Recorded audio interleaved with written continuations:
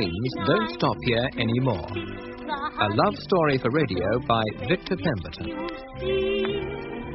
With Nerys Hughes, Nigel Anthony, Wendy Richard and Sheila Grant. The Trains Don't Stop Here Anymore.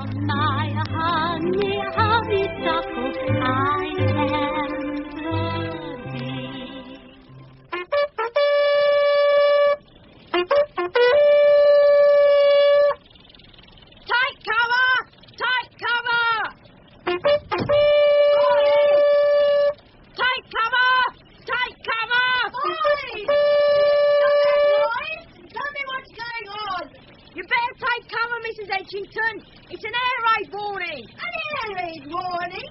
We've only just got to bed. If I was you, I'd get to the shelter at the tube station right away. There's a Zeppelin on the way over. I don't care about the Zeppelin. I am not leaving my bed in the middle of the night for anyone, do you hear? That's it. That's the signal now. Take cover. Take cover.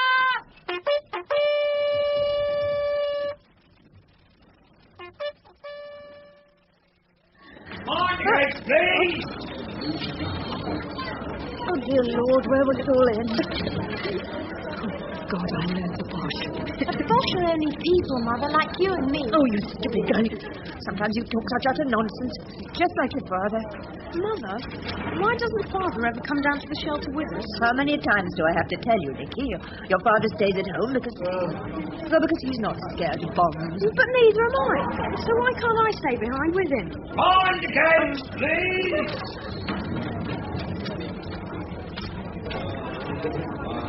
Oh, no. Not again. Why is it that whenever the lower castes are faced with a crisis, they always have to sing?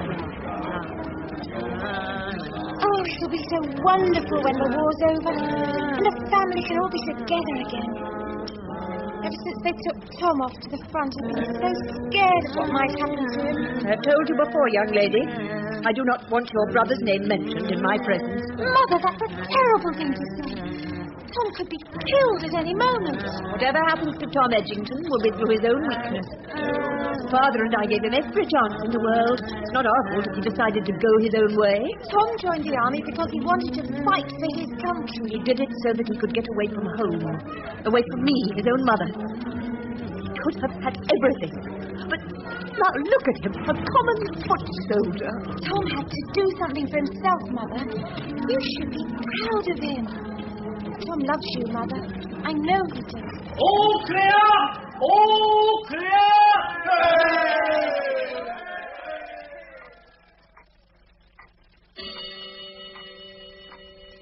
For what we are about to receive, may the Lord make us truly thankful.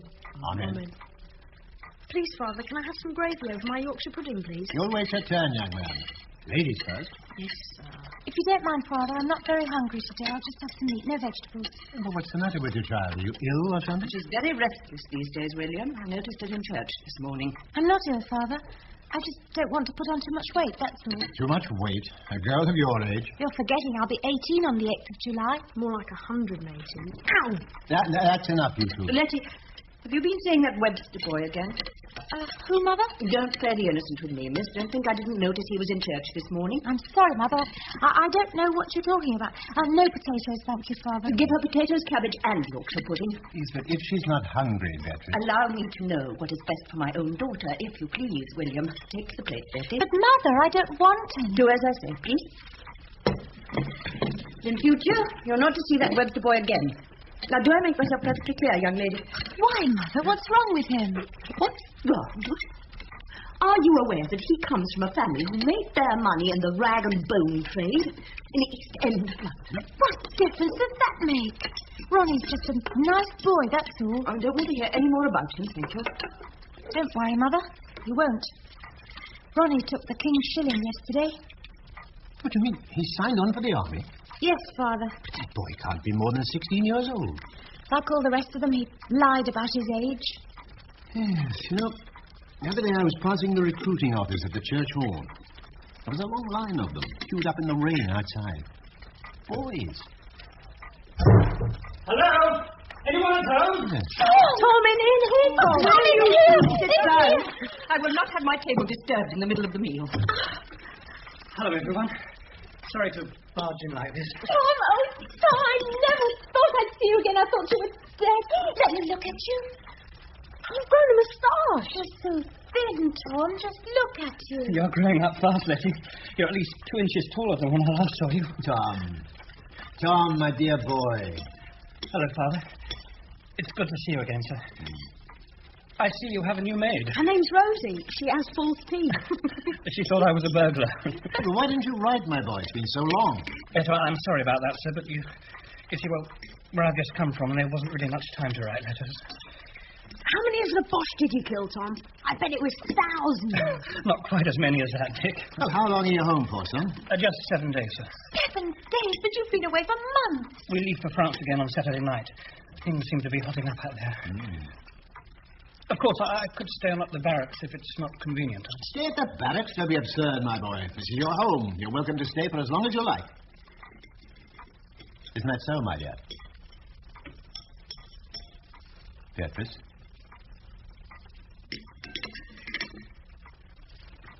I'll get Rosie to prepare your room. Thank you, Mother. It's good to be home again. Good. Then may I take it you will be discarding that uniform before joining us at the dinner table?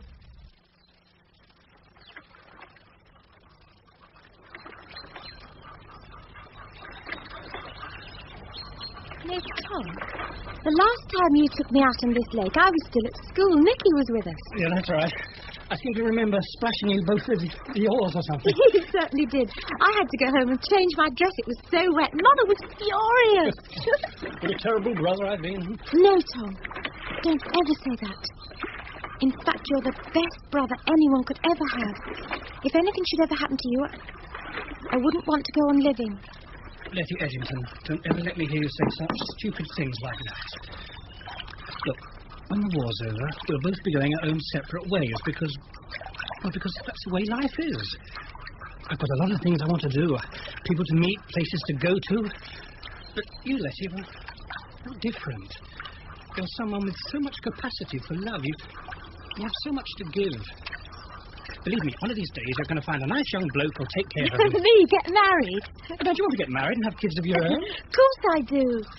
But do you really think Mother will ever allow that to happen? She'll never let me go, Tom. You see, she's working out all her frustrations on me because she knows Father doesn't love her anymore. Do they still quarrel with each other? Night after night I lay awake listening to the two of them fighting in their room. It's hard to believe that they ever loved each other. Oh, husbands and wives quarrel, Letty. It's part of married life. Father has a mistress. Did you know? Is what? Mother thinks I don't know, but I do. I've known for a long time. Ever since Father first refused to come down to the shelter with us during the air raids. Do you know who the woman is? Oh, yes. It's Amy Lyall, from the pawnbrokers at the end of our street. She was divorced about a year ago.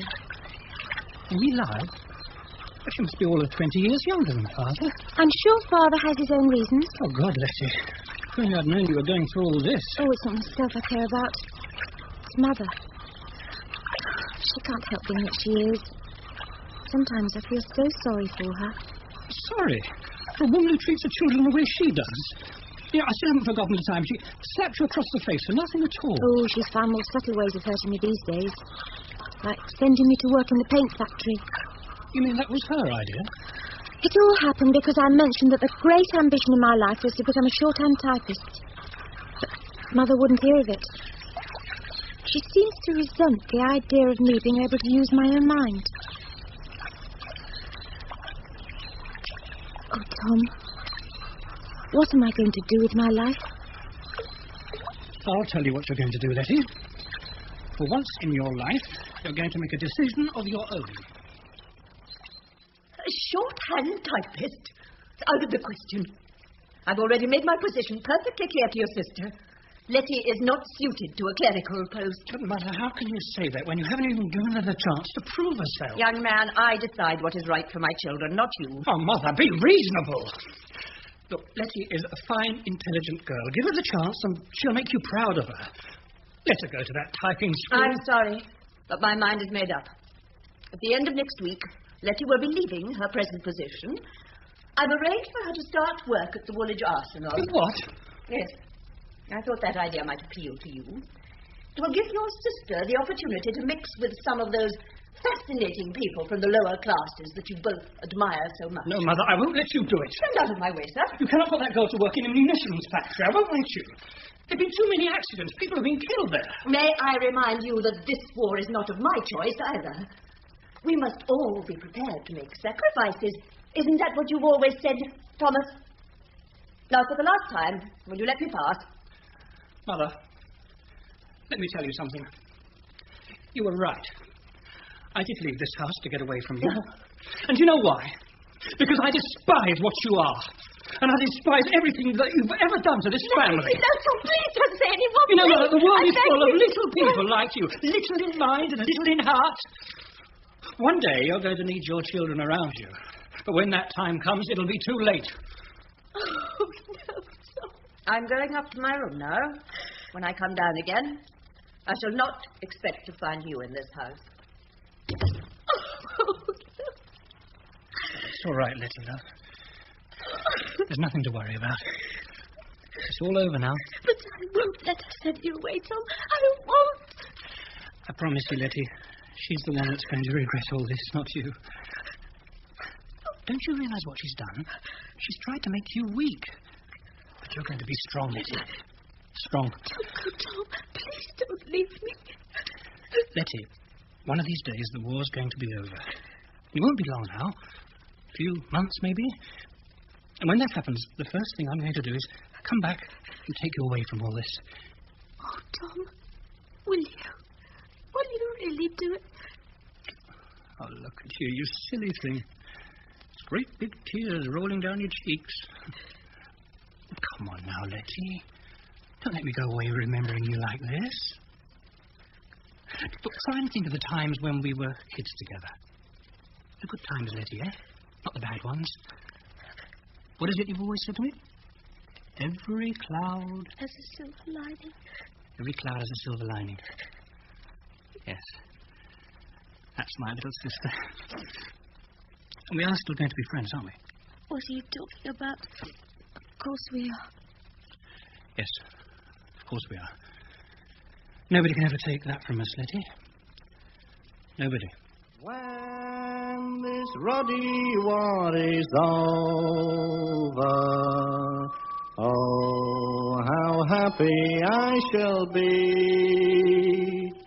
When this ruddy war is over, and we come back from Germany. Well, I don't care what you say, Letty. A munitions factory's no place for a girl like you to be working in. You're a square peg in a round hole. Anyone can see that. Don't be so silly, Vi. We've all got to do our bit to end the war, haven't we? Though I must say, I often dread what'll happen to all these bullets and shells we're making. We're at war, and if we don't kill the Boche first, it's our boys that will suffer. Yes, I know, but it still seems so wrong to have to kill. See what I mean? You just don't belong in a place like this. I mean, just look around you. There must be hundreds of girls slaving their guts out in this stump, but they're none of them like you, Letty. We're all used to manual work. You're not. You're talking absolute nonsense, Vi. I'm as capable of doing a hard day's work as anyone here. That's not what I'm saying, and you know it. You know as well as I do, the only reason you're in here is because that old cow of a mother wants to get her own back on you. She ought to be chained to a cart horse, that one. Vi, I wish you wouldn't talk about my mother like that. You know I don't like it. I don't care. That woman's just not letting you get enough out of life. I mean, just look at you. You don't even wear makeup. I don't like makeup. It's all right for you. You don't need no makeup with skin like you've got. But I still say you should have a nice young man of your own, Letty. You don't get out to meet people. When my brother Tom comes back from the war, I'll meet all the people I want. A brother is not a boyfriend, Letty. And anyway, for all you know, he might be laying dead at the bottom of some trench by now. Don't you dare say such things to me, Vi Hobbs. Do you hear? Don't you dare! Oh, I'm sorry, Letty. I didn't mean... I'm sorry. Look, I was wondering, how would you like to come and meet my brother sometime? Your brother? Yeah. His name's Ollie. That's short for Oliver. He's in the army, same regiment as your Tom. They sent him back from France with a bad wound on one of his legs. Ollie don't talk much, but you'd like him. Where is he now? He's in a servicemen's hospital over in Richmond. Oh, why don't you come there with me next Sunday? No, I don't think so, Vi. I mean, I don't even know your brother. That's all the more reason why you should come. Or it'd be a tonic for him to see a pretty face for a change. He's fed up with the sight of my physic, I can tell you. Oh, come on now, mate. It'll do him a lot of good, you know. In fact, it'll do you both a lot of good.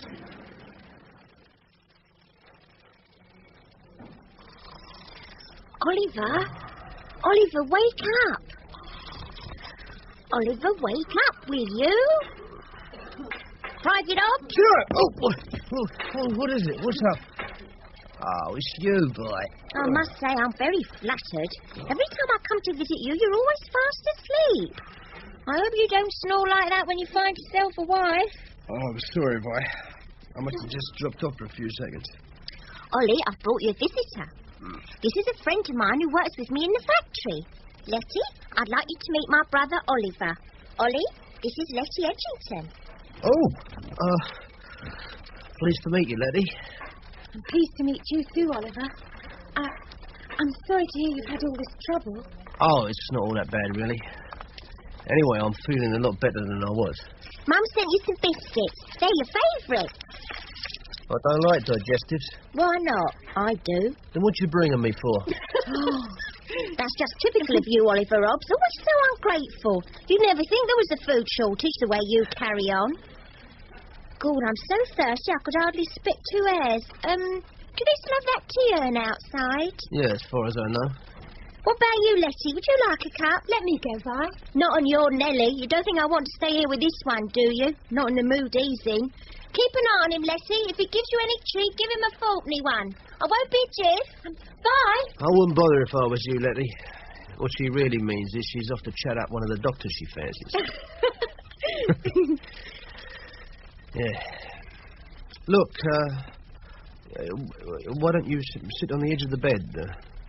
I'm afraid I don't provide any chairs for visitors in this place. Oh, no. It's quite all right, thanks. I don't mind standing. Oh. It was very good Go ahead, Letty, you first. Oh, well, I was only going to ask if your leg hurts very much. Oh, no, not really. I've forgotten all about it. Well, almost. How did it happen?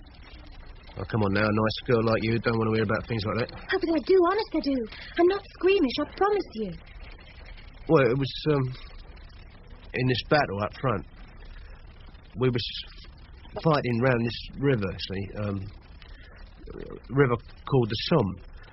And my platoon, well, we sort of went on the attack, and Fritz threw everything he got at us, and I got hit by a shell. Shell? Oh, I didn't know much about it. It was all over so quick, you see. It wasn't until I woke up and found this great big gash in my leg that No, I didn't know much about it. I suppose you could say that I was one of the lucky ones. Lucky? Well, I survived, didn't I? Which is more than I can say for the rest of me mates who was with me. The same shell killed the old bleeding lot of them. I'm so sorry, Oliver. I shouldn't have made you talk about it. Oh, that's all right, Letty. You don't have to apologise to me. You know, I don't think I've ever met anyone called Letty before. Oh, it's not my real name. I was christened Elizabeth, but my friends at school used to call me Betty, and that sort of became, well, Letty. Well, I'll tell you this, Letty, you're a real good looker. Oh, get away with you. Well, it's true, I tell you. Handsome man like you must have lots of girlfriends. None of them will patch on you. I mean it. Letty, will you come and visit me again next Sunday?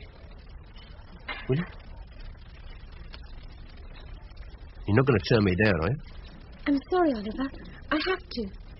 Why? Don't you like me? Oh, don't be silly. It's not that. It's just... Well, we hardly know each other, do we? Well, what difference does that make? Oh, I get it.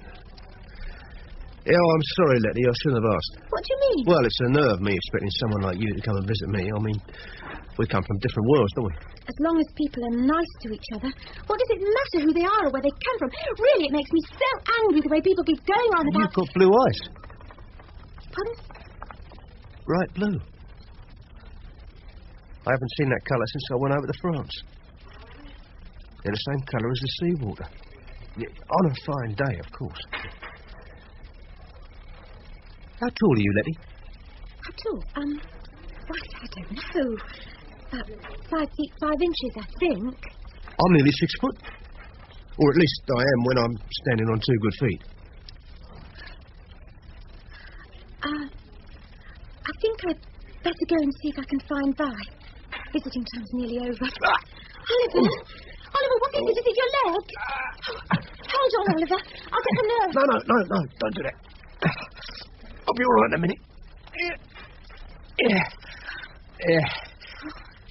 Yeah. Oh. No, it's getting better. It's getting better a little bit each day. It won't be long. Won't be long now. Oh, what am I talking about? Of course I'm not getting better. I'm never going to get better. No. It's true, I tell you. I'm going to be stuck inside this bloody hospital for the rest of my life. That's not true. And you know it. If you want to get better, then you'll get better. But you mustn't give up trying. You must make the effort. Make the effort? All you expect me to do, laying flat on my back day in, day out in this bed. No, I'm sorry. I had no right to talk to you like that. I'll do anything I can to help you, Oliver. Anything at all. You mean it? You really mean it? Of course. Well, then come back and see me again next Sunday. Will you, Letty? Please.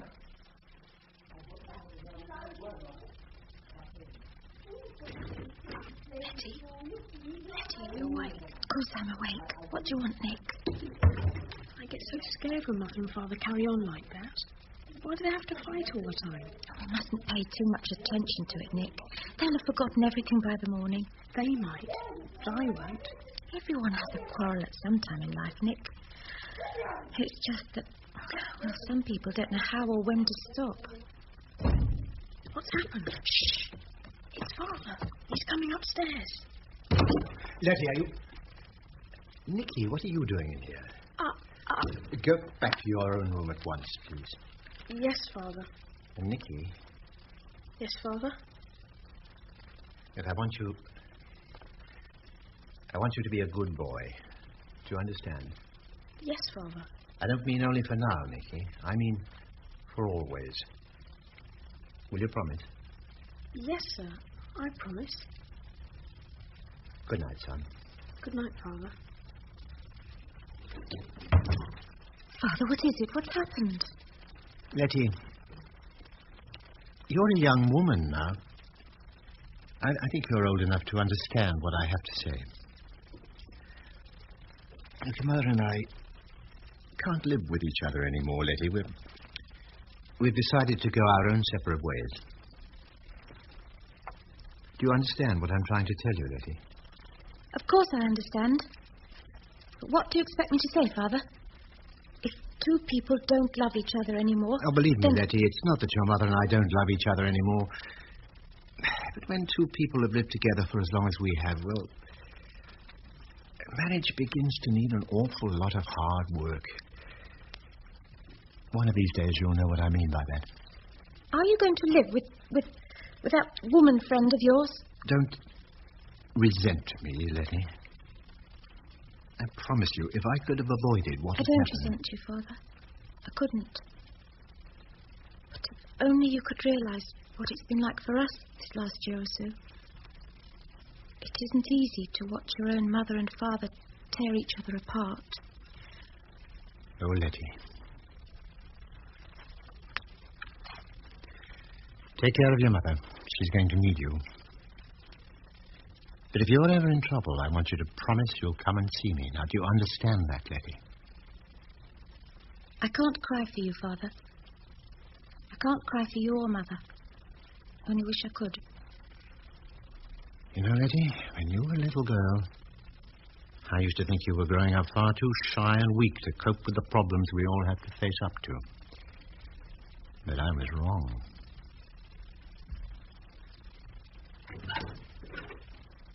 Goodbye, Letty.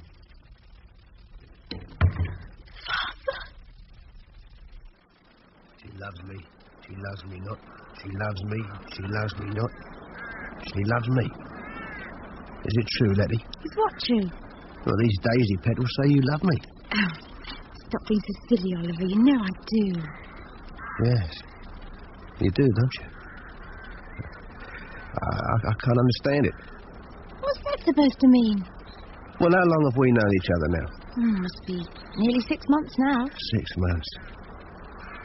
Do you know something?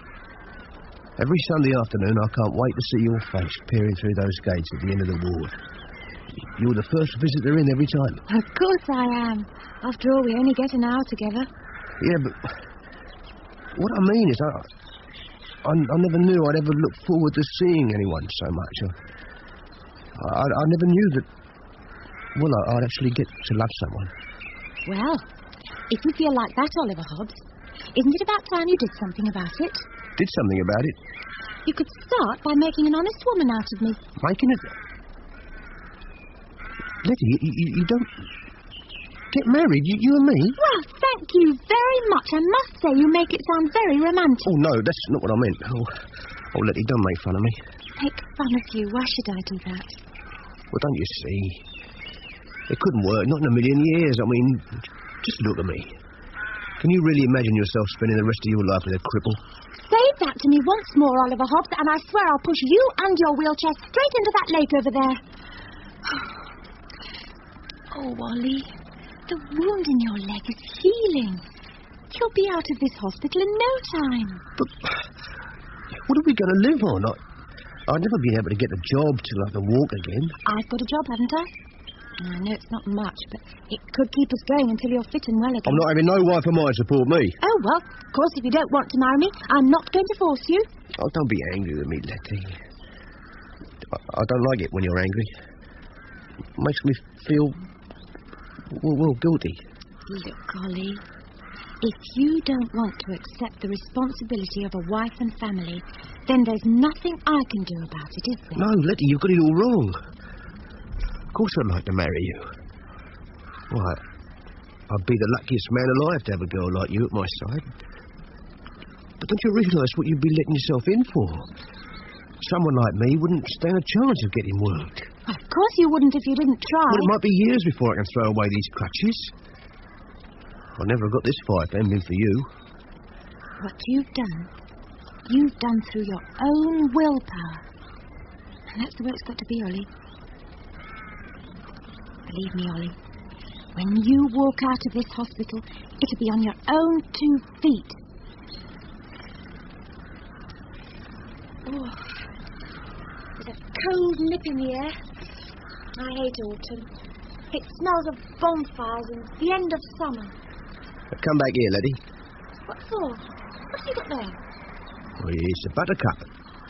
They say if you hold a buttercup under someone's chin, you can tell if they like butter. Well, you won't find out much from me. I haven't had so much as a taste of butter since before the war. Come on.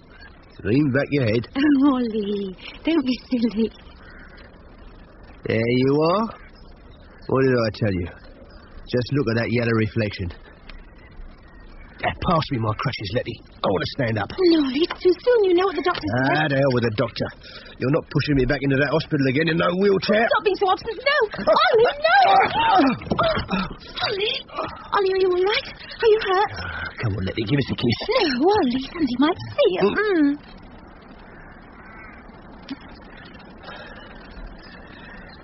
Shall I tell you something?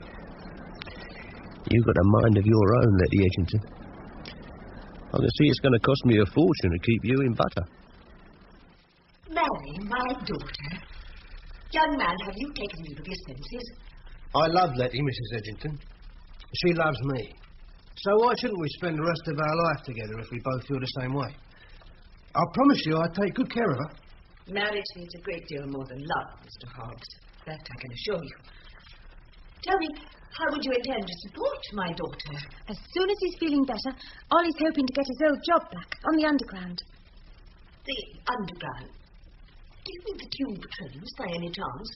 Yeah, well, I'm hoping to be, a ticket collector. Ticket collector? It's a good, sound job, Mother. You have to know a lot about fares and routes and things. Isn't that so, Ollie? No, I'd better go, Letty. No, Ollie, don't let her bully you. That's just what she wants. We're wasting our time, Letty.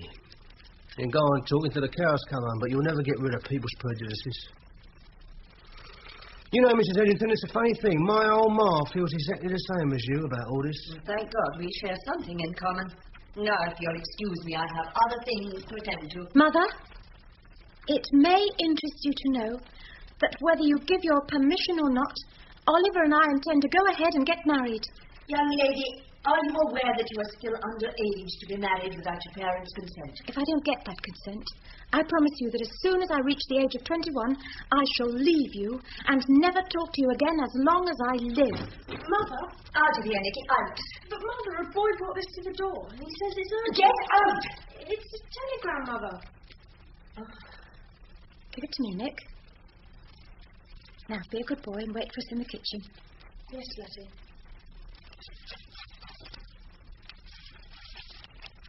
Secretary of State for War regrets to inform you that Tom, he's been killed in action.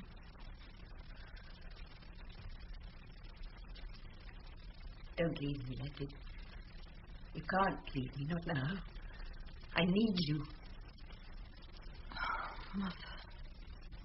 You wore a tulip, a sweet yellow tulip, and I wore a big red rose.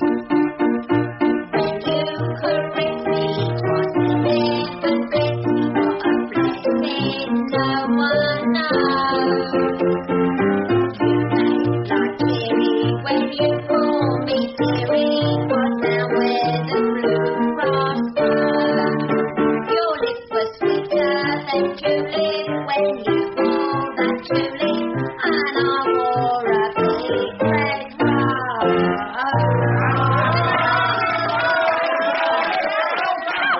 Wonderful, really wonderful. You never told me you could sing like that, Vi. Well, I only ever get the chance to sing on high days and holidays. After all, my brother don't get married every day of the week, do he? With a voice like that, thank God I'm only getting married once. Oh, you shut up, Oliver Hobbs. You can never find anything nice to say about anyone. Take no notice of him, Vi. Doesn't mean Oh, it. yes, he does. They all do. Gets on my nerves the way everyone keeps thinking me so funny. I've got feelings too, you know. Of course you have. Anyway, if Ignatius Lucky Stars has found himself a nice girl like you, I can tell you I wouldn't want to put up with his clever talk for the rest of my life. I don't know, Vi. As a matter of fact, I don't think I've done too bad for myself. Come on, Vi. What you moping about in the corner for? Here, come and have a knees up with me. Knees up? I can't do no knees up. Not in this dress. It's too tight. I know it is. What do you think I asked you for? You brooks, you're becoming bold in your own Come on, Here, Letty. Come outside in the passage. I want to talk to you. Why? I mean, what do you want? I want a minute alone with my own voice, if you don't mind.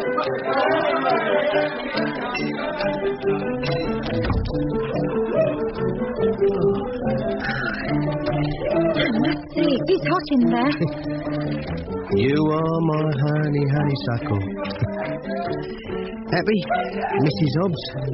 What do you think, Mr. Hobbs? Hasn't he long, Ollie? It isn't sociable. Oh, I'm sorry it weren't no fancy wedding, Letty. I promise I'll make it up to you one day. You were talking about it was a lovely wedding. No, it wasn't. There's no organ playing or church bells. No bridesmaids or wedding cake. Just look at that bit of brass on your finger. It ain't worth a light. Ollie, you would put a curtain ring on my finger to mean just as much. Believe me, I've nothing to regret about today. Nothing. Ah, so there is something. No, I was just thinking, well, I wish your mother and father could have been at the church this morning. It would have made so much difference. Nah, not really. It's no good, Letty. You can't put feelings where there aren't none. Anyway, they sent us a car. That's more than I expected. Must I feel the same way about my own mother? Oh, I suppose it's too much against her pride to show up at her own daughter's wedding. Somehow I kept hoping that she might be there. She was there. What? And your mother was there, Letty. I saw the old girl myself. She was hiding at the back of the church just as you arrived. Oh, Lenny, is that true? Well, you can ask Bill Brooks. He saw her too. She was crying her eyeballs out when we left the church together. And she ran off before I could do anything about it. Oh, God. She was there. She was really there. Oi, come on now, you two lovebirds. It's too early to be hanky-panky just yet, you know. Come on, back inside. Come on.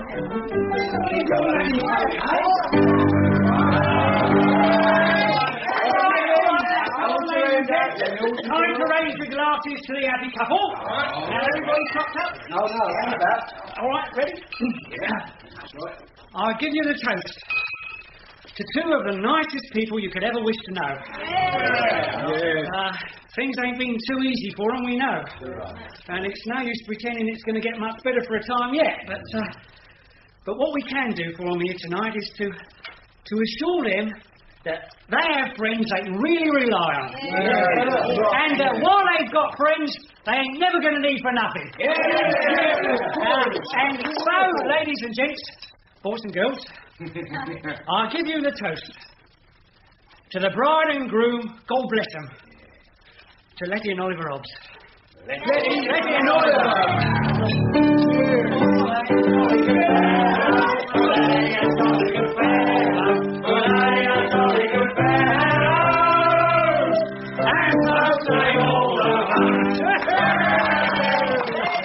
Come on now, Ollie, old mate.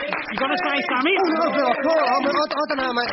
Please, tell us what I don't. Come on, Letty, you know how to speak. You say something. Go on. I can't. Hey, boys, you've got to No, it's no use, Letty. I can't do it. I can't do it.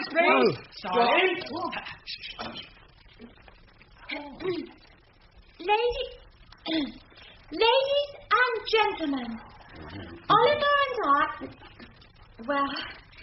Well, we just wanted to thank you all for coming to our wedding today. August the 4th, 1918 is a day I'll remember for the rest of my life. It's funny to think that it's exactly 4 years to the day since the war started.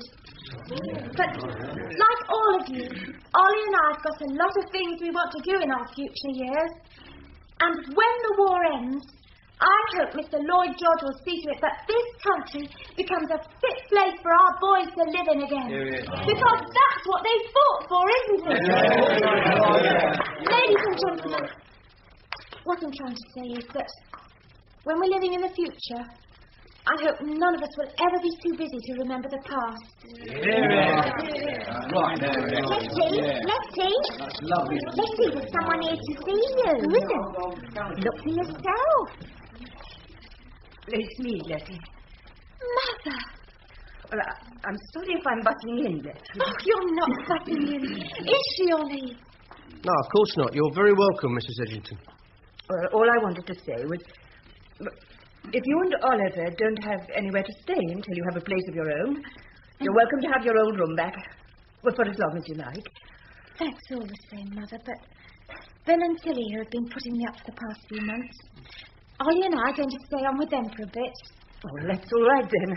I just thought I'd make sure. Well, I'll be on my way, then. God bless you, Letty. And you too, Oliver. Don't go, Mum. Why don't you stay on for a bit? No, I don't think so. Letty would like it. So would I. Come on now, you lot. Somebody get Mrs. Edginton a glass. Yeah, come and meet everyone, Mum. That's my sister, Violet, over there. Then there's Pearson, Reen. And this is Bill and Tilly Brooks. Bill's an old pal of mine. We was at school together. Ballstool, more like it. Come on now, everybody. Get yourself stoked up for a sing-song. Any volunteers for a tinkle on the old Joanna? Over here, Bill. My mother can play the piano. I haven't got my music sheet with me. Come on now, Mrs. Edginton. Fill yourself up with a glass of Mother's Ruin and you'll be well away. Well, there is one song I can play without my music sheet. But I warn you all, I am a little rusty. Pray silence for our star turn of the evening, Ma Edginton.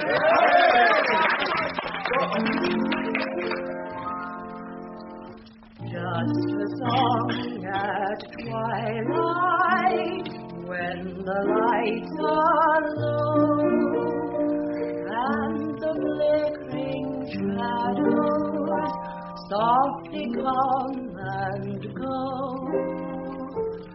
Though the heart be weary, sad the day and long, still for us at twilight comes love's true song, comes love's own sweet song.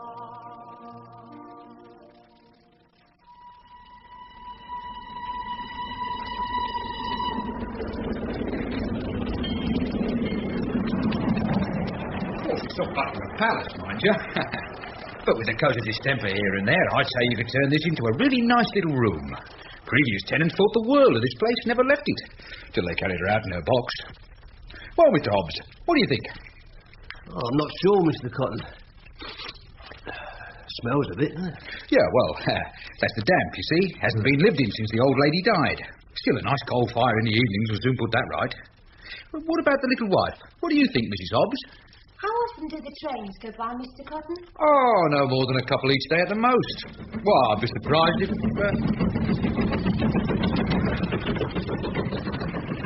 Yeah, well, there used to be an old railway station on the line at the back of this house, but it hasn't been used since the war broke out. Something to do with economy cuts, I heard.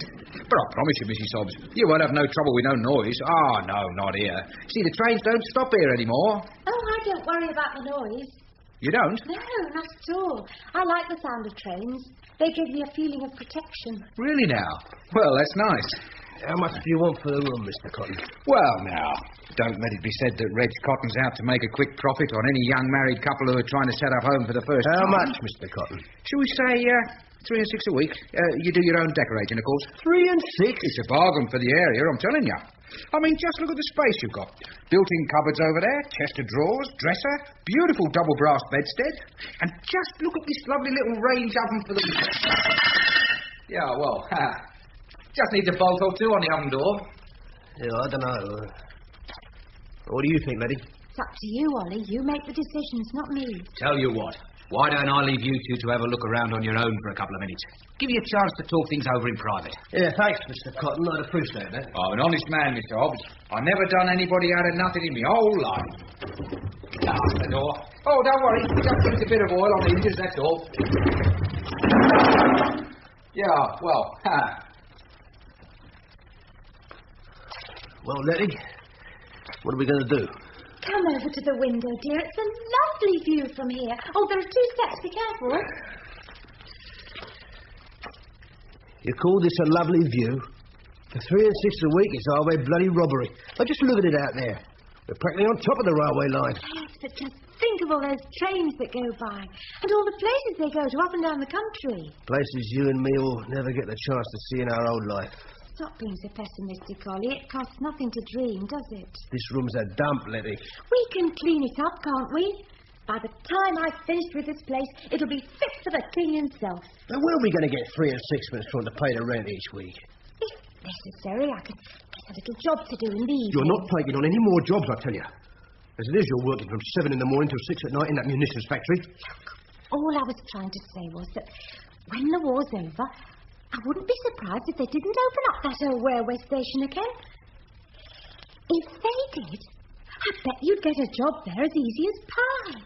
Oh, just imagine it, Ollie. Going to work in your own backyard. My own backyard? Then you mean you want us to take on this room? I want a home for you and me, Ollie. A home, Ollie. Something both you and me have never really had. I want you and me to start building our future together. And if it has to be in a damp barn of a place like this, then it's all right with me.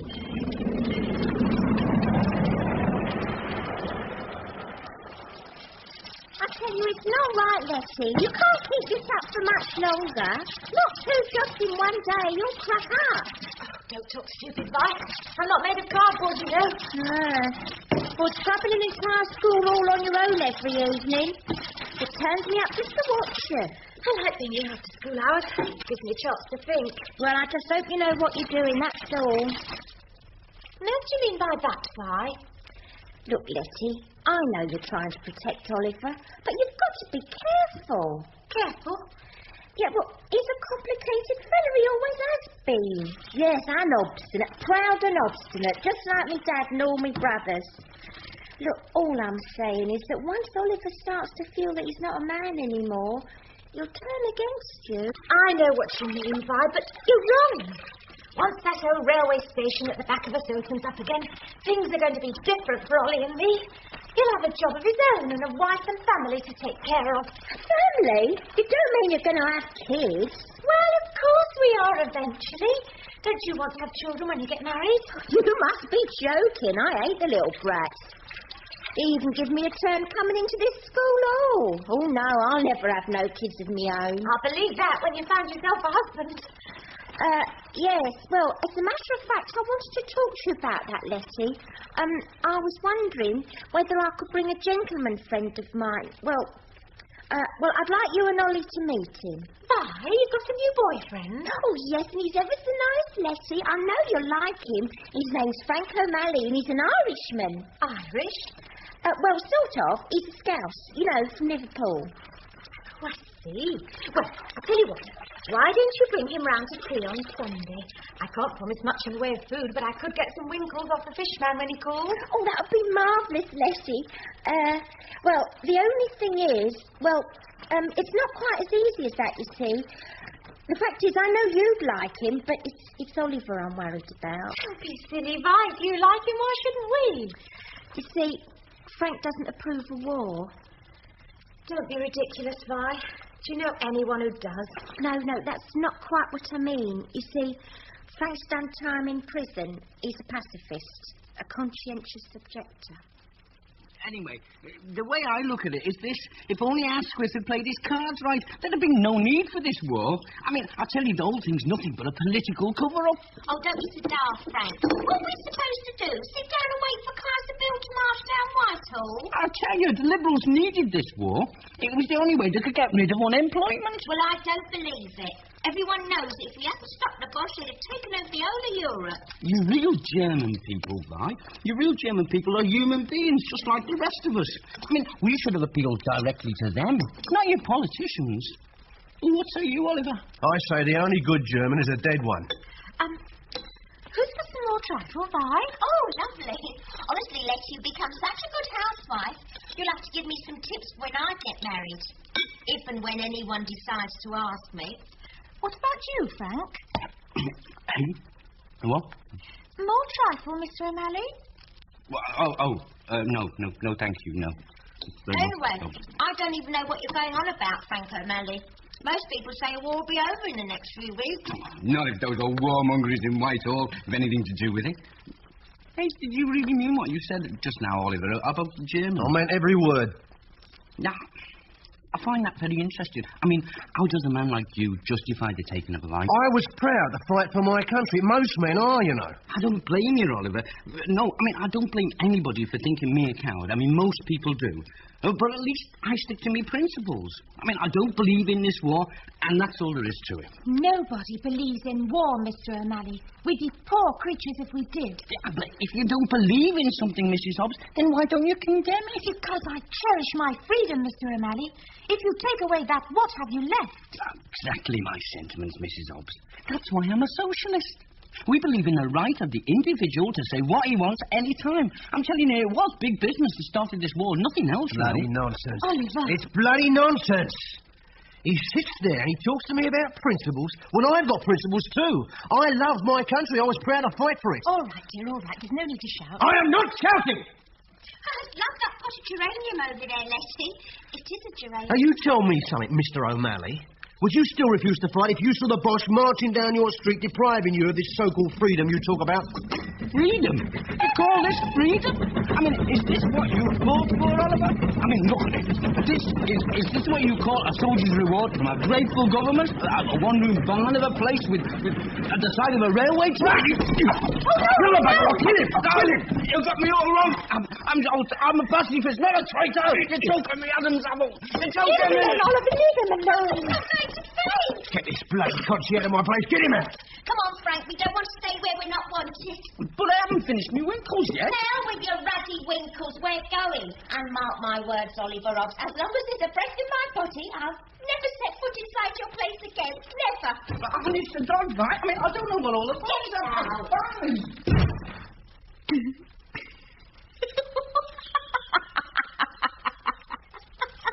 Letty? Letty, what are you laughing at? Letty, why aren't you angry? I thought you'd be angry with me. Oh, angry? Oh, my dear Ollie, why should I be angry with you? You've given me one of the best evenings I could ever remember. In fact, I don't think I've enjoyed myself so much in years.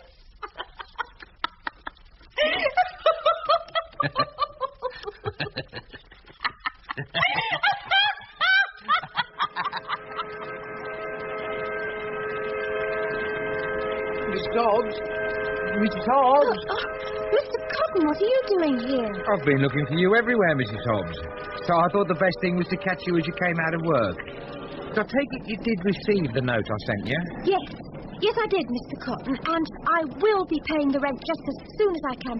The trouble is that now that my evening job at the school is finished, well, I had quite a lot of extra expenses to cope with just lately, but I will be settling with you, I promise. Of course you will, Mrs. Hobbs, I know that. But landlords have a lot of overhead expenses, you know. Oh, I do understand, Mr. Cotton, I really do. However, I'm a reasonable man, Mrs. Hobbs, and it's only right that I should show my appreciation for all the hard work you've both done to transform that little room of ours. Oh, thank you, Mr. Cotton. I can't tell you how grateful I am. Good. Shall we say 7 days, then? 7 days? Yeah, all back payment by Friday next week. Or I'm afraid you and your husband will have to vacate the premises, Mrs. Hobbs. Yes, miss. Can I help you? I'm looking for Mr. Edginton. Mr. William Edginton. Do you have an appointment, miss? Mr. Edginton doesn't actually have anything to do with the shop himself. Maybe I could help. Did you have something to pawn? My name's Letty Hobbs. I'm Mr. Edginton's daughter. Letty, my dear child. Hello, Father. Oh, Letty, it's been such a long time since I last saw you. Such a long, long time. No, that's not quite true. As a matter of fact, I've watched you come out of the factory several times, but I've never had the nerve to go up and speak to you. Well, how's your husband? Has his wound healed yet? Oliver's as well as can be expected, Father. I'm sorry I couldn't go to your wedding, Letty. I thought it best not to. Not under the circumstances. I quite understand. Oh, Letty, I'm sorry. I want you to meet Amy. Amy's... Well, she's a very good friend of mine. Amy, this is my daughter, Letty. Hello, Letty. How do you do, Mrs. Lyall? I am pleased to meet you at last, dear. Your dad's told me so much about you and your brother Tom and young Nicky. Yes, I can see the family likeness all right. You've got the same colour eyes as your dad. William, you never told me how pretty she is. Father, if it's convenient, I'd like to have a few words with you. In private. Yes. Well, I've got quite a lot of work to do outside here in the shop, so why don't the two of you go and make yourselves comfortable in the back parlour? I'll bring you in a nice cup of tea later. Letty, are you in trouble? You said that if ever I was in trouble, I was to come and see you. My dear child. I need money, Father. Oliver hasn't been able to work since he came out of hospital, and now the landlord has given me 1 week to find the rent, or we have to give up the room. If that happens, I don't know what I'll do. It's just impossible to find accommodation at the moment. Oh, if that's the case, I'll write you a cheque. Now, you take this to my bank, and I'll cash it for you immediately. No, Father. No? That's not what I came here for. I want your help, Father, but not your money. I need to raise just enough cash to see us through the next few weeks, that's all. Well, then let me help you. No, Father. I want to do this my way. I've brought something to pawn. Letty, don't be absurd. This is a pawn shop, isn't it? Well, I've got something to pawn. Here. And if you don't mind, the least you say to Mrs. Lyall about this, the better. But this is the brooch your mother and I bought you for your 16th birthday. Yes. So you know how much it's worth. You can't part with that, Letty. I won't let you. A roof over my head is far more important than something to pin to my dress. Besides, it'll only be a temporary measure. As soon as Oliver finds a job, he'll buy the brooch back for me again. Look, Father, if you won't help me, there are plenty of other pawn shops around, you know. You're an extraordinary girl, Letty. Proud and independent, just like your mother. All the worst qualities imaginable for not getting on in this world. Give me the brooch. My God, what's that? Sounds like the maroon warning signal. An air raid, but it can't be. William, come quick, William. The streets are full of people. Really, what is it? What's happened? It's the armistice, William. The armistice. The war's come to an end. It's over, William. The war's over.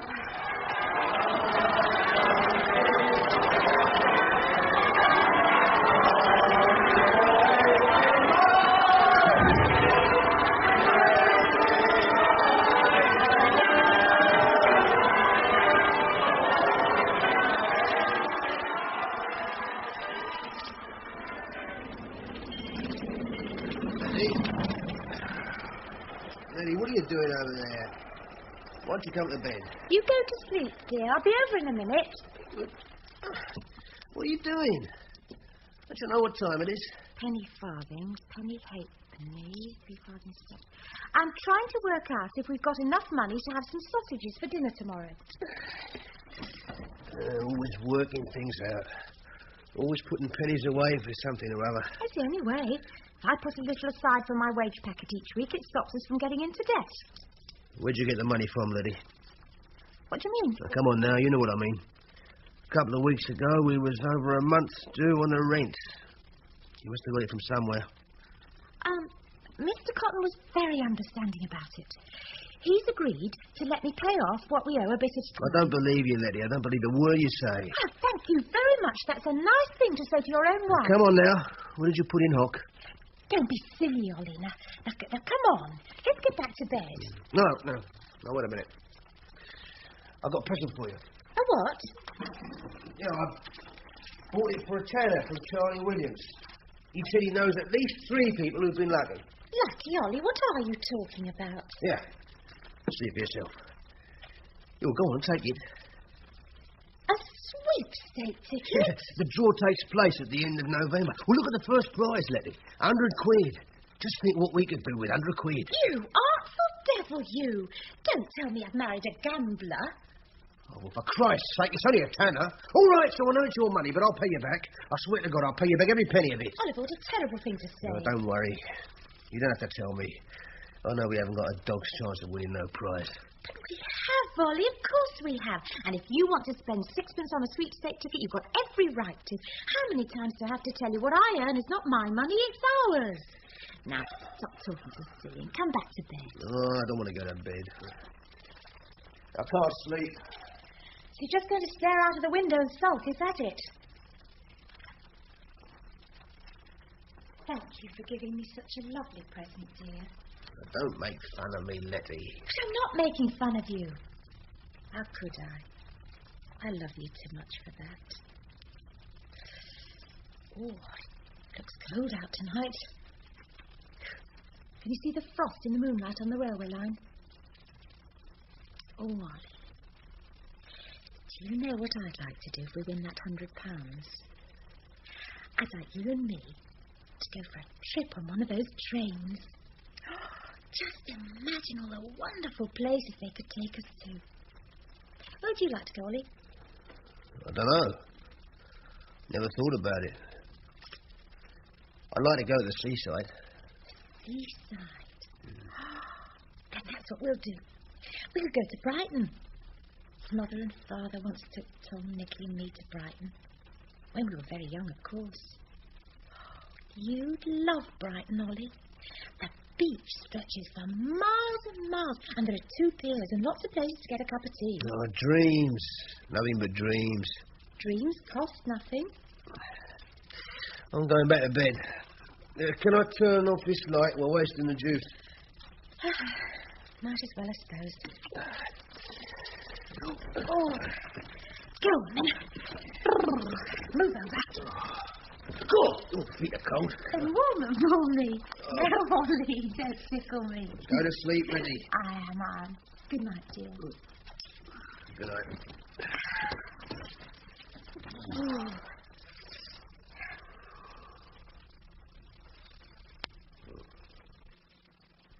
They say they're going to open up the old railway station at any minute. Yeah. Oh, wouldn't it be wonderful if they did? After all, they've got to have somewhere to bring the hospital trains to. Since the war ended, there must be thousands of our boys waiting to get back from the front. Go to sleep, Oh, Letty. sorry, dear, sorry.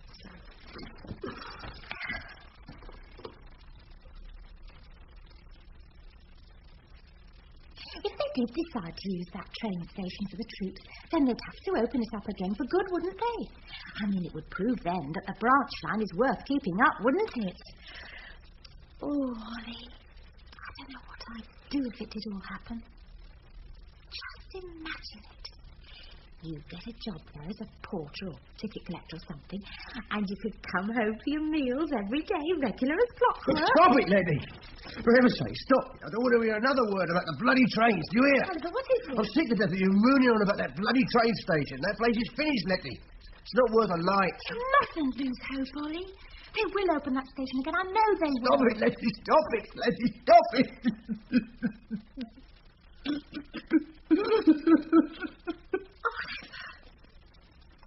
I can't take much more than this, Letty. I can't. Oh, Ollie. What have I done to you? What have I done?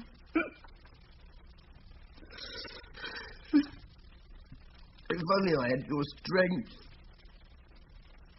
How are we going to get out of this mess, Letty? How? It's all right, Ollie. We'll think of something. We will think of something. Listen. What is it? Well, listen. A train. Yes, but it's going fast, Ollie, just like all the rest of them. It's going fast. No. It's stopping, I tell you. It's slowing down. You're right, Ollie. It is stopping. It's pulling into the platform. I can see people's faces at the carriage windows. For the first time I can actually see them. You were right, Letty. There are troops on board. And nurses. It's a hospital train. It stopped, Ollie. It stopped. Oh, thank you. Thank you. It's happening for us. At last, it really is happening.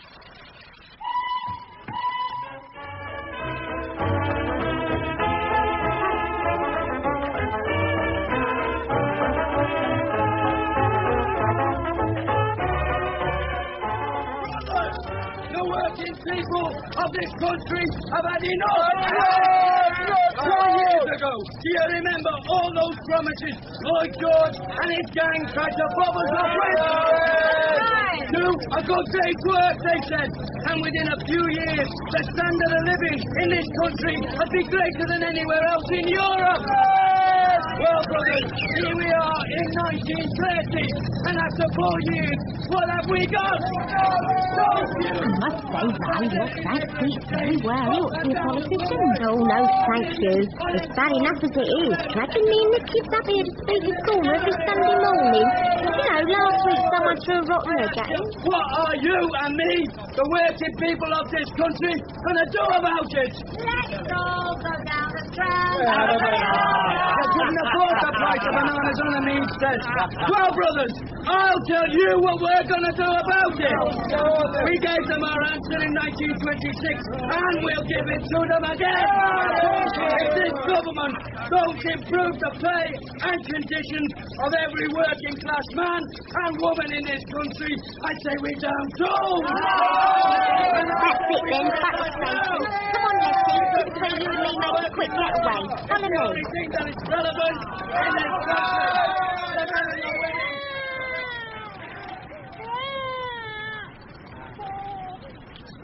Shut up, you snotty-nosed little beast, or I'll feed you to the bleeding duck. No, Vi, you mustn't talk to her like that. Poor little thing's probably scared out of her life after all that shouting.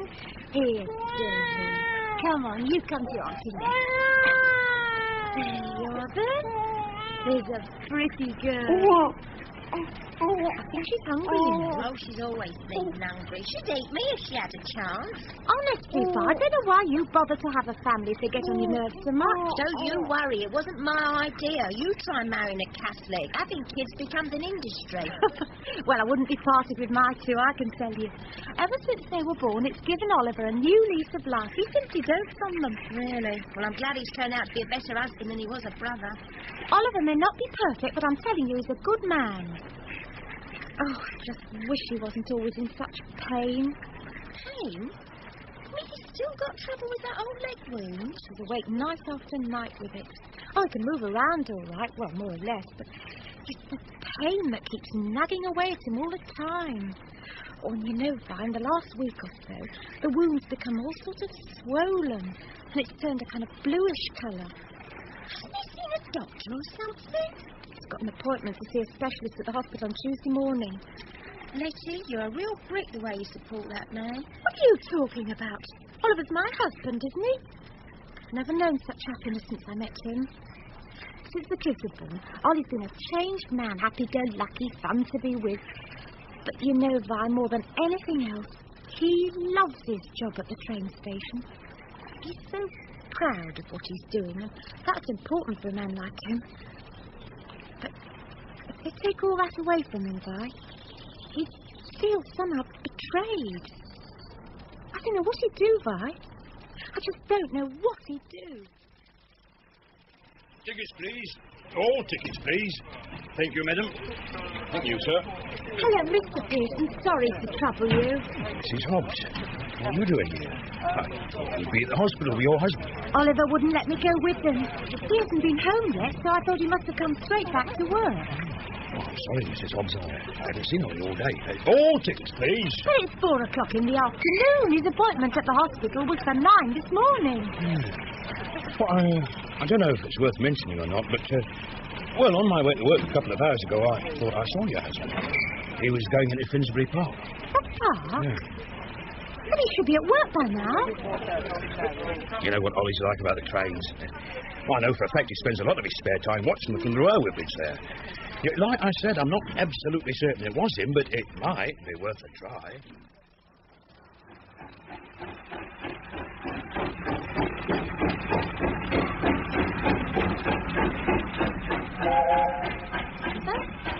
Oliver, is that you?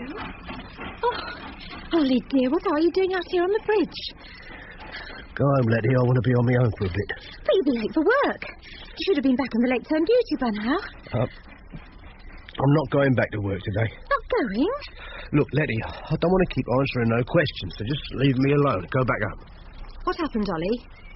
What did the specialist say? Nothing. Don't be silly, he must have said something. Did you ask him about the swelling? What about those tests they did last week? Surely there must be some reason why... It's gangrene. Gangrene? So what does that mean? It means that my bloody leg is rotting away. It means my leg has got to come off. They want to amputate it just below the kneecap. Oh, God. Ollie, dear. Well, I'm telling you right now, I won't let them do it, you hear? I won't. Are you sure you got it right, Ollie? You know how you get things muddled at times. For God's sake, woman. When someone tells you that they want to cut off a part of your body, you know what they're telling you. Ollie, let's try and be calm about this for a minute, dear. Let's just try and work this out sensibly. How soon do they want to do it? The next day or so. They say there's a danger of the poison getting into my blood. But I'm not going through with it. I'm not for no one. Ollie, you must go through with it. That's it. That's exactly what I thought you'd say. It's easy for you, isn't it? You've got 2 good feet to stand on. God, what am I going to do, Letty? What am I going to do? Ollie, dear. Please, don't. Please. For my sake. It's the end of my life. I've got nothing to live for now, nothing. Don't ever let me hear you talk like that. You've got a lot to live for. And don't you forget it. It's me and the kids. And shall I tell you something? I was talking to Mr. Cotton the other day. He says he might be able to rent us a little house in a couple of months or so.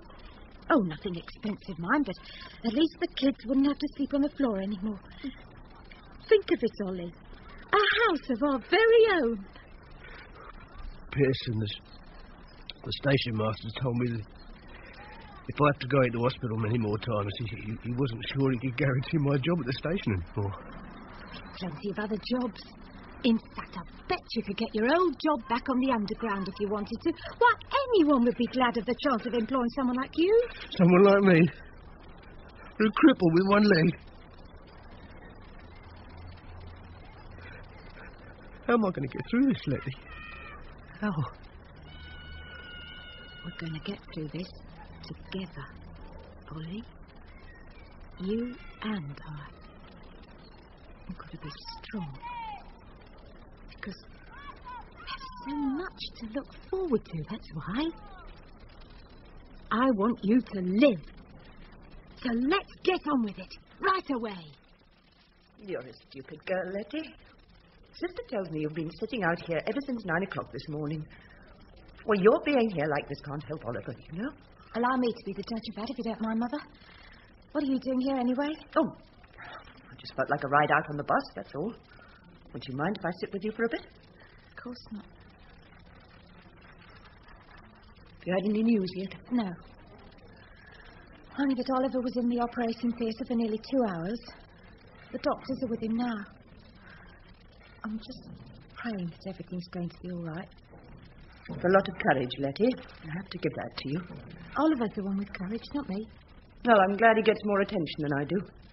Not even your brother Nick comes to see me these days. Not since he married that woman of his. Please, Mother, no lectures. I don't feel up to it. I hate hospital corridors. The smell of ether and stale tea and... Then, for God's sake, why don't you go home? You know you can't bear Oliver. You never could. Oh, really, there's no need to raise your voice at me, Letty. I'm sorry, Mother. It's just... I suppose I'm anxious, that's all. I was awake all last night, wondering what I'll do when I see Oliver for the first time after the operation. I just don't know what I'm going to say to him when I see... I mean, I can't just pretend that his leg's still there.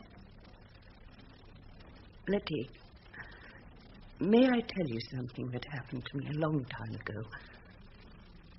When your father first left me to go off with that girl of his, it was over 3 years before I could even bring myself to walk past that pawn shop where they lived.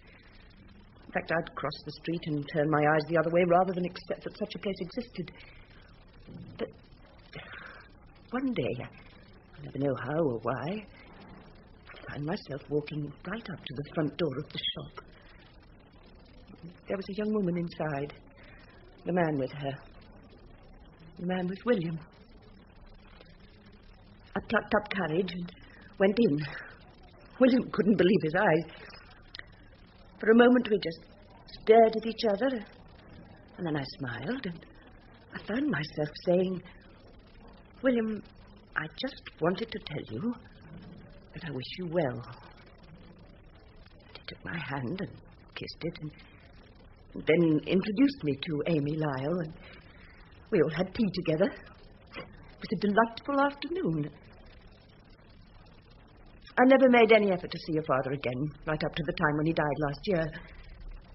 But I'm glad I saw him that once. I think he was too. Mrs. Hobbs, you can come in now, but only a few minutes, please. Your husband's still a bit groggy from the operation. Thank you, sir. Oh, Letty, when you see Oliver, will you give him this, please? It's nothing much, really. It's a small bottle of whiskey to cheer him up, that's all. I remember he once told me he drinks the stuff. Tell him... Oh, just tell him I wish him well. I must say, you're living it up in style here, all right, Ollie. The other beds are empty. You've got the whole room all to yourself. Hey, Ollie, I've got some news for you. You know that musical comedy actress you like? You know the one I mean? That pretty girl, what's her name? Jessie Matthews. Well, she's going to open that new picture house at Finsbury Park. When you're up and about again, we'll have to try a couple of pins of dark there, won't we, Ollie, eh? You're going to be all right, Ollie. The doctors are very pleased with you. Half a man, Letty. That's all that's left of me now, half a man. Half a man's better than no man at all. Come on now. You know what they say? Every cloud has a silver lining. Yes, so I've heard. How the kids? Oh, they're fine. Just fine. Violet's looking after little Eddie for me today, and Ronnie... Oh, you wait till you see Ronnie. He's painting you a new picture for when you get home. Oh, I almost forgot. They sent you some Nicky thoughts. They're your favourites. When I was on that table up there, I dreamt about the kids. They were running all over the place, but I couldn't catch them. I don't want them to see me looking this way, Letty, not ever. I never heard such nonsense. Didn't I tell you this is a change, that's all? As far as I'm concerned, you're still that handsome soldier boy I married 12 years ago. I want you to leave me, Letty. I want you to take the kids away and forget all about me. Ollie, what a terrible thing to say. No, I mean it, Letty. I can't bear the thought of yours. Seeing me hobble around on one leg for the rest of my life. You won't have to hobble around, Ollie. The sister was telling me they make the most wonderful artificial legs these days. In a few months from now, you'll be right back to normal again. You know, you can't keep crossing a road to avoid a shop you don't want to go into. Hey? Just something my mother said, that's all. Now, don't move, Ollie. I'm going to pull back the bedclothes. No. It's all right, dear. I just want to see what they've done to you. No.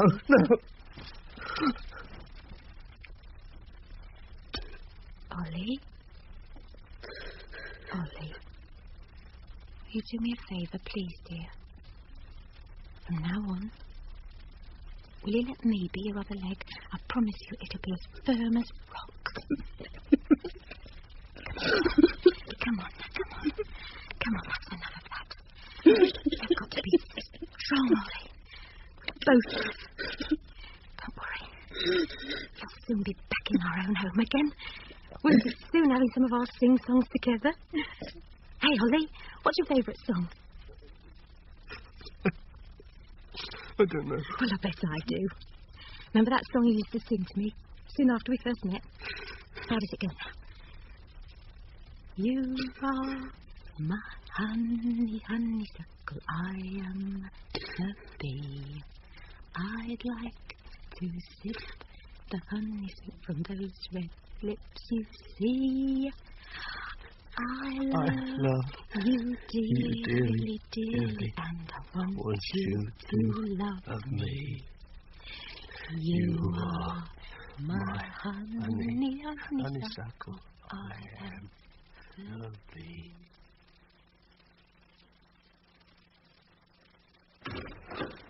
There we are, Mr. and Mrs. Hobbs. I'm happy to inform you that number 13 Roden Street is now at your disposal. Oh, you'd better take the front door key before I forget it. Oh, well, thanks very much, Mr. Cotton. Here we are. Can't tell you how grateful we are to be moving into a house of our own for the first time. Yeah. Isn't that right, Letty? Letty? Pardon? Oh, yes. Yes, Mr. Cotton. We're very grateful indeed. Right. I'll be off then. Oh, by the way, Mr. Hobbs, I usually make my rent calls on a Thursday each week. I hope that's convenient to you and the wife. Oh, yes, that'll be quite all right, yes. I'll say cheerio then. Don't bother to see me out. Believe it or not, I do know the way. Mark my words, Mr. Hobbs. Number 13's going to be a lucky house for you. Yeah, well, don't worry about the door handle. Just needs a couple of screws, that's all. Highway bloody robber. Yeah, I wonder if he's going to be right, though. Now, what do you think, Letty? Will 13 really be our lucky number? Letty? Oh! Letty! Letty, what is it? Look at it, Ollie. Out there. Our own scullery. Oh, my God. Is that all? It's so wonderful, Ollie. I mean, look at that lovely big stove copper. We can boil up all the hot water we want.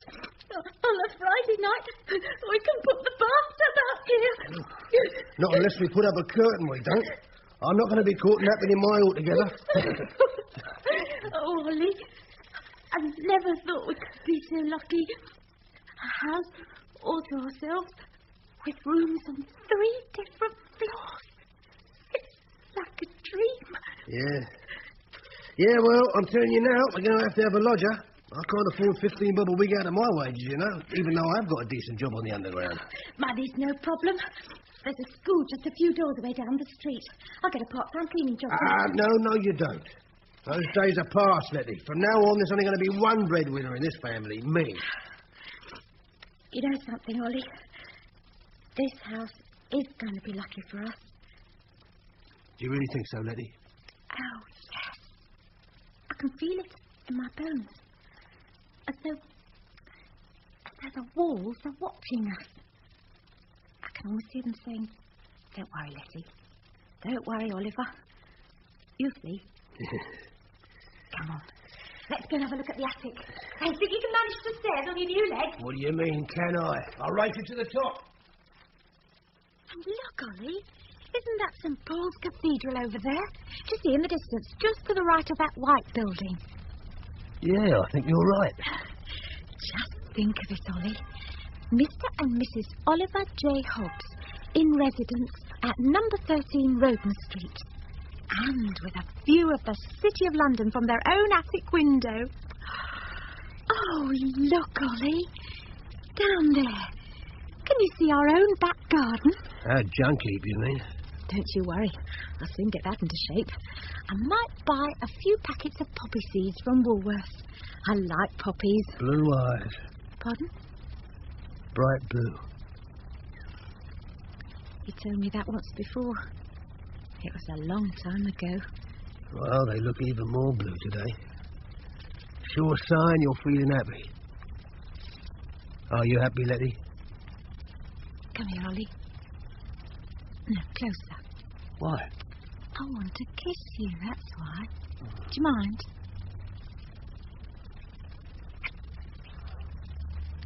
Ollie, I'd like to have just one more child. What? No, I don't mean right away, you fool. It was just that I was thinking how nice it would be to feel that this house was going to become part of us. Oh, we can't have any more kids, Letty. I've never heard such nonsense. Number 13's going to be our lucky number, isn't it? Oh, I hope so. Then let's make sure that it is. Let's give this old house a chance to prove itself. To provide the kind of home you and I have always wanted for us and our kids. You know, Ollie, when we first moved into that room of ours, I used to dream of having a place like this one day. Oh, not because I wasn't grateful for what I got, but because I wanted us to start something of our very own. To make something we could be proud of. It's funny, isn't it? Lots of people think they know so much about love. But I often wonder, it's not just a question of two people living together or sharing the same interests in life. It's the feeling that you're never really apart, no matter where you are or what you're doing. I'll always be a part of you, Ollie, and you'll always be a part of me. Do you know why? Because we're a team, Ollie, you and I. We live out our lives for each other, and that's important. I love you, Ollie. I'll never stop loving you. You won't ever forget that, will you? Look, Ollie. There's so much out there waiting for us to share together. I promise you, nothing will ever stand still for us again. We're going to be like one of those trains leaving the station, moving on. We're on our way, Ollie. Our journey's just beginning. You and me together. It really is beginning.